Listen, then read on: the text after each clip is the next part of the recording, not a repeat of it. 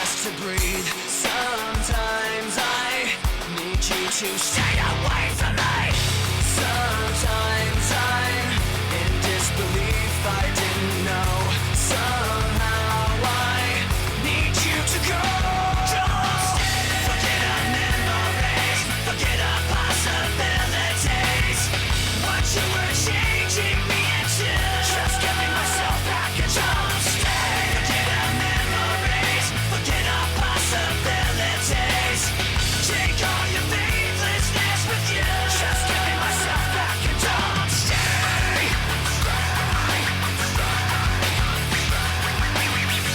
Sometimes I feel like I trusted you too well. Sometimes I just feel like screaming at myself. Sometimes I'm in disbelief, I didn't know. Somehow I need to be alone. Don't stay. Forget our memories, forget our possibilities.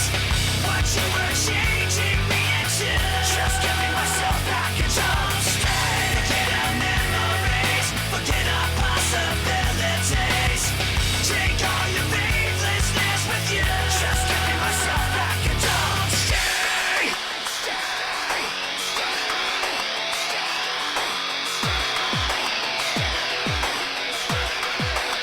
I don't need you anymore. I don't want to be ignored. I don't need one more day of you wasting me away. I don't need you.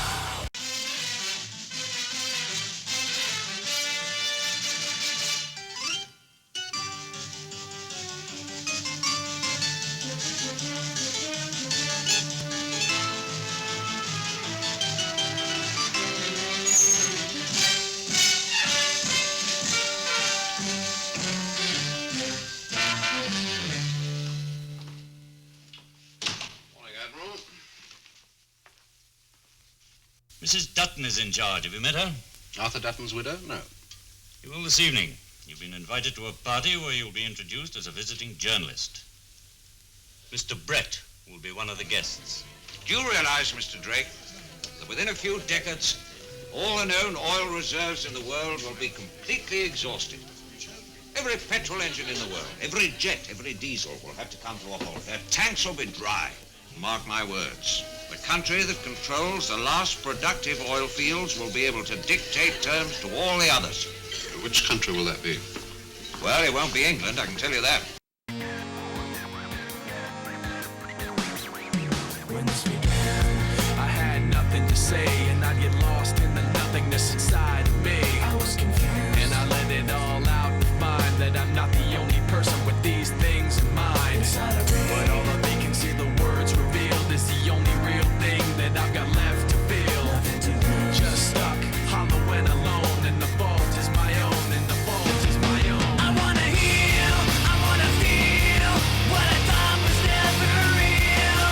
I wanna let go of the pain I felt so long. Erase all the pain till it's gone. I wanna heal, I wanna feel like I'm close to something real.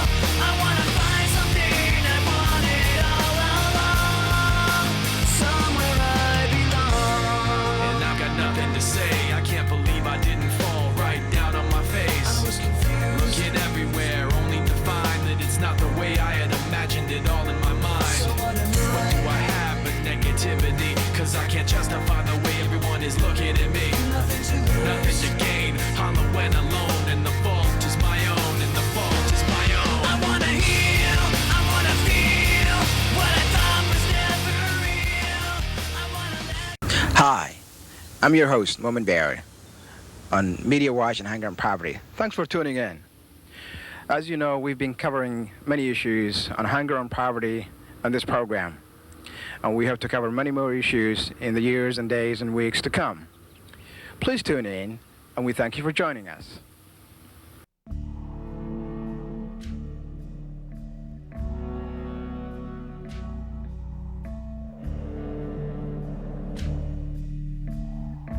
Help the people of East Africa.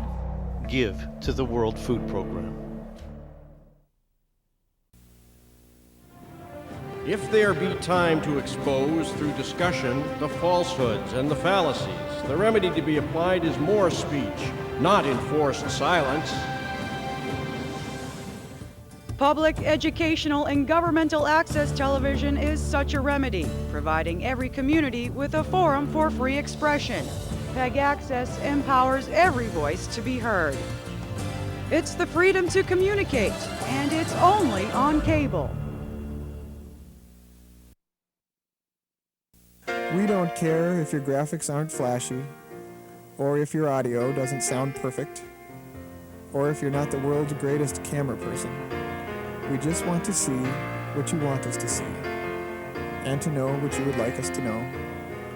Your local public access television station has tools and resources to make this possible, so that we can see what you see. It's the freedom to communicate, and it's only on cable. But the push by those at the very, very top is highest return however we can get it. And if it means, for example, in the food industry is where I keep coming back to, if it means putting, say, high fructose corn syrup into all of our processed food. Why do we do that? Because it's so cheap, because corn is so cheap, because hungry people can't afford to buy it, right? So it's so cheap. We turn it into high fructose corn syrup, which we now know is a significant contributor to the obesity crisis, which is a health crisis, which is a bankruptcy crisis for so many people. So yes, you might be concerned if you were a CEO, back to your question, but I don't think that most CEOs want to feel bad when they go to bed at night. They want to feel that they're part of something that's working for all of us. And they are trapped into this race too for highest return to existing wealth. And so we as citizens have to break free of that and to say, no, it's not about highest return to existing wealth. Does this work? Does this add to our overall well-being for our society? But are you, and we have a question holding from Canada, but this is such an important point, I think I just want to clarify it. Are you saying to the CEOs, you know what, folks, you can make a good profit, but the fact is, in our society, you're going to have to make less profit? In some cases, again, but you know, if you look at CEO return in our society is compared to European CEOs, you know, the ratio, say, of the average worker to the top executive. In terms of their salaries. Yeah, the ratio in our society is something on the order of 10-fold compared to Europe or Japan. So that has to do with what I think of the norms and expectations of all of us listening today. We are tolerating that. Why is it so different from Japan, say, or from Europe? It's because we say, oh, it's okay for them to make so much more. Well, it's not okay.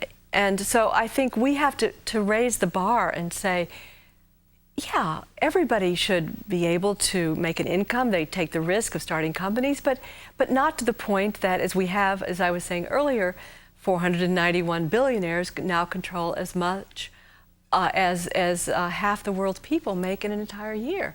I mean, so I think it's getting away from this extreme, I call it a primitive marketism or primitive economism that is just reduced to whatever you can get away with. That is going to do us all in, or is doing us in.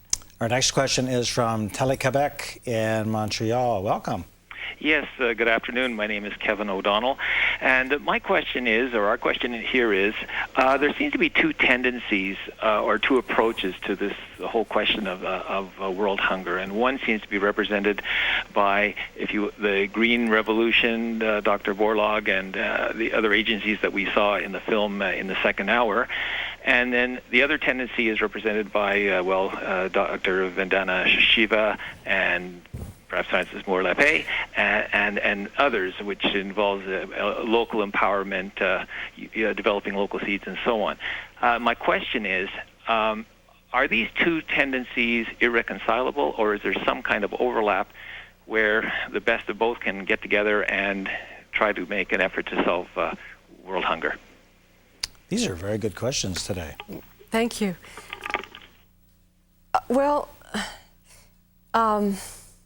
Let me say that Vandana Shiva is another hero of mine, and I think if she were here today, she is the scientist in India who we visited, where she has this network now of 2,500 villages that have pledged to get off the chemical treadmill and save seeds and share them. And I think that what she and what I say, and what seems to be the evidence, is simply that aside from any equity issue, which I've been focusing on today, that is, which approach empowers people, and there's also a question of which is viable, which can keep us going. Is it viable to keep putting chemicals through pesticides, for example, into our soils that then get into our bodies? And I would suggest that we have reached, we've really hitting the wall with the level of chemical, what they call the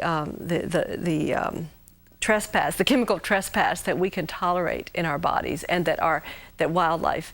So I think that the path that Vandana represents, and I talked about the organic seed lines of the landless workers movement in Brazil, they're saying this is just common sense. I remember sitting in a small shack in rural Brazil of people waiting for legal title to their land, and I said, "Oh, are you going to forego chemicals because you remember that you were damaged as a landless worker by spraying these chemicals? Is that why you're going organic?" And they looked at me like, "You don't know what you're talking about." And they said to me, "Why would we go to all this effort and risk our lives and lose the lives of loved ones to do this land reform only to produce something that might harm someone else?" And I found that so moving, because they were empowered. They could see the ripples. And I think this is it's a shift of worldview. It's really a shift of worldview, of saying that it's really an ecological worldview that Vandana represents, that I learned from, that we're all interconnected. And yes, the Green Revolution chemicals may have worked to produce increased yields for a period of time, but what paths were not taken? What paths were not taken is this agroecology approach, which is not a know-nothing approach, quite the contrary, that actually studying the soil organisms is more sophisticated, much more sophisticated than genetically modified organisms or even traditional breeding. So this is bringing science of this ecological sort to work with traditional knowledge. So I don't know if that's answering your question, but I certainly want to make clear that the approach that I see working in the world is not anti-science, but it is working with nature, often called biomimicry, rather than overriding nature.